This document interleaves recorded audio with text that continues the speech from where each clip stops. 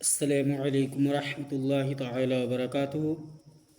حضرات، آج میں آپ تمامی حضرات کو غسل میں کتنے فرائض ہیں اور وضو میں کتنے فرائض ہیں، نماز کے کل کتنے فرائض ہیں، کتنے اندر کے ہیں اور کتنے باہر کے ہیں۔ اس سے پہلے آپ حضرات میری ویڈیو کو پورا دیکھنا اور ان پر عمل کرنے کی کوشش کرنا، کیونکہ حضرات آج ہم تمامی حضرات غسل کر لیتے ہیں، فرائضوں کو ادا نہیں کر پاتے، وضو کر لیتے ہیں، فرائضوں کو ادا نہیں کر پاتے، مسجد کو آتے ہیں، نماز پڑھتے ہیں، نمازوں کے اندر جو فرائض ہیں انہیں ہم ادا نہیں کر پاتے ہیں۔ تو حضرات سننے سے پہلے میرے چینل کو سبسکرائب کریں اور اس ویڈیو کو شیئر بھی کر دیں، تاکہ حضرات جب آپ تمامی حضرات کے دوست و احباب و گھر والے ان باتوں کو سنیں اور ان فرائضوں کو ادا کریں گے تو انشاءاللہ تعالی اللہ تعالی اس کا اجر آپ کو بھی عطا فرمائے گا اور اس کا ثواب اللہ تبارک و تعالی ہمیں اور آپ کو بھی عطا فرمائے گا۔ تو حضرات غسل میں 3 فرائض ہیں، غسل میں 3 فرائض ہیں، 3۔ اول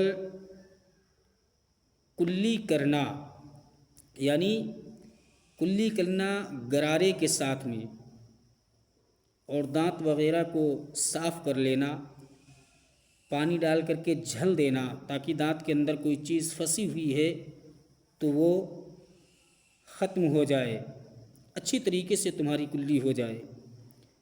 نمبر 2 ناک میں پانی ڈالنا، یہ غسل کا دوسرا فرائض ہے۔ نمبر 2 ناک میں پانی ڈالنا، اچھی طریقے سے نرم ہڈی تک، یہاں تک پہنچ جائے پانی، اور اچھی طریقے سے ناک کو صاف کر لینا، 3 مرتبہ پانی ڈالنا۔ نمبر 3 پورے بدن پر پانی بہانا، پورے بدن پر مطلب جب آپ 2 فرائض ادا کر لیں گے اس کے بعد میں تیسرے نمبر پر پورے بدن پر پانی بہانا۔ اب آپ حضرات وضو کے فرائض سنیں۔ وضو میں 4 فرائض ہیں، وضو میں 4 فرائض ہیں۔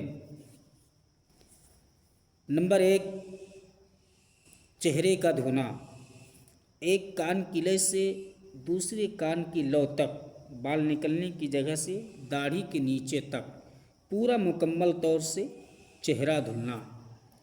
نمبر 2 دونوں ہاتھ کہنیوں سمیت دھونا، کہنی مطلب یہاں، بہت سے لوگ یہاں تک دھوتے ہیں، جب اس طریقے سے کرتے ہیں تو سوکھا ہو جاتا ہے، تو یہاں تک ہاتھوں کو دھونا، 3 مرتبہ دونوں ہاتھوں کو دھونا۔ نمبر 3 چوتھائی سر کا مسح کرنا، چوتھائی سر کا مطلب بہت سے ہمارے حضرات مسح کرتے ہیں تو اس طریقے سے کرتے ہیں، جیسے اس طریقے سے کرتے ہیں، اسے ہو گیا۔ تو حضرات چوتھائی سر کا مطلب یہ ہے کہ آپ حضرات اس طریقے سے جوڑیں انگلیوں کو اور اس طریقے سے مسح کریں، یہاں تک لے کر کے جائیں اور یہاں سے پھر چھوڑ دیں، پھر اس طریقے سے کریں۔ اور کرنے کے بعد میں آپ کو کیا کرنا ہے کہ کان کے اوپر انگوٹھے کو دہرانا، اس کے بعد میں انگلیوں سے کان کے برہے جو ہوتے ہیں کان کے، اس کے اندر آپ تمامی حضرات کو انگلیاں ڈالنا ہے، اچھی طریقے سے مسح کریں۔ اور نمبر 4 دونوں پاؤں ٹخنوں سمیت دھونا، ٹخنوں سمیت مطلب جو پاؤں کے نیچے کی ہڈیاں ہوتی ہیں جسے ٹخنے کہتے ہیں، ان کے اوپر تک 3 انگل تک دھونا۔ اور ان فرائضوں میں اگر کہیں بال کے برابر سوکھا رہ گیا تو آپ کا وضو نامکمل، یعنی کہ مکمل نہیں ہوگا، آپ کا وضو ہی نہیں ہوگا۔ اب آپ حضرات یہ 4 فرائض جو وضو کے تھے جو میں نے آپ کو بتایا، اب نماز کے کل 13 فرائض یعنی کہ 13 فرائض ہیں، 7 فرائض جو ہیں وہ باہر کے ہیں اور 6 اندر کے ہیں۔ تو سب سے پہلے میں آپ کو نماز کے 7 فرائض باہر کے جو ہیں انہیں بتا رہا ہوں حضرات۔